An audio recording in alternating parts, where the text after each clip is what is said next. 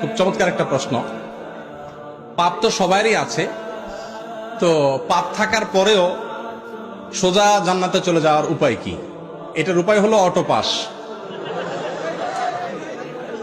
এই যে করোনা ভাইরাসের কারণে স্কুলে ছেলেদেরকে, মেয়েদেরকে, আমাদের শিক্ষার্থীদেরকে অটো পাস করে দেওয়া হয়েছে না?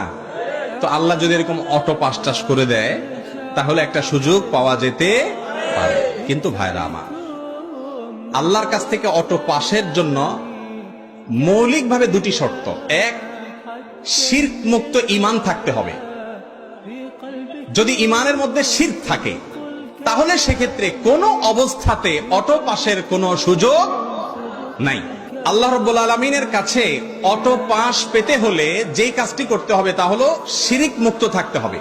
শিরক করে যদি কেউ মারা যায়, আল্লাহ তাআলা আগাম ঘোষণা দিয়েছেন সে অটো পাসটা হবে না, সে সোজা কোথায় যাবে?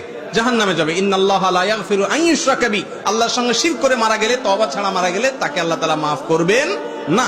মুসনাদ আহমদে বর্ণিত হাদিসে নবী সাল্লাল্লাহু আলাইহি ওয়াসাল্লাম বলেছেন, আদ-দাওয়াবিনু ইনদাল্লাহি সালাসা, আল্লাহর কাছে তিন ধরনের মামলা উঠবে। তার ভিতরে এক ধরনের মামলা হলো শিরক সংশ্লিষ্ট মামলা। এটা জামিনের অযোগ্য, ক্ষমার অযোগ্য, সরাসরি জাহান্নাম। এজন্য শিরক থেকে বেঁচে থাকার জন্য চেষ্টা করতে হবে। এক। দ্বিতীয় হলো বান্দার হক নষ্ট করা যাবে না। ওই যে আজকে 4টা পয়েন্ট বলেছি, 2টা পয়েন্ট এর মধ্যে চলে আসছে। দেখেন, বান্দার হক নষ্ট করা যাবে না। মানুষের অধিকার যদি নষ্ট করেন, কিয়ামতের দিন আল্লাহ নিজেও বলবেন যে এই মামলা আমি নিষ্পত্তি করব না। যার অধিকার নষ্ট করেছো তার কাছে এই মামলার ইখতিয়ার, তিনি চাইলে মাফ করবেন। আর কিয়ামতে কেউ কাউকে মাফ করবে না। নিজের বাবাও ছেলে মেয়েকে মাফ করবে না। ইয়াউমা ইয়াফিরুল মারউ মিন আখি ওয়া উম্মিহি ওয়া আবি। এজন্য ভাইরা আমার, যদি গুনাহ করেও সোজা জান্নাতে যেতে চান, এক, শিরক থেকে বেঁচে থাকবেন, 2, মানুষের হক নষ্ট করবেন না, আর 3, সর্বক্ষণ তওবাকে নবায়ন করবেন। কিছুক্ষণ পর পর বা প্রতিদিনই আল্লাহর কাছে লজ্জিত হয়ে মাপ চাইবেন এবং চেষ্টা করবেন গুনাহ ছাড়ার।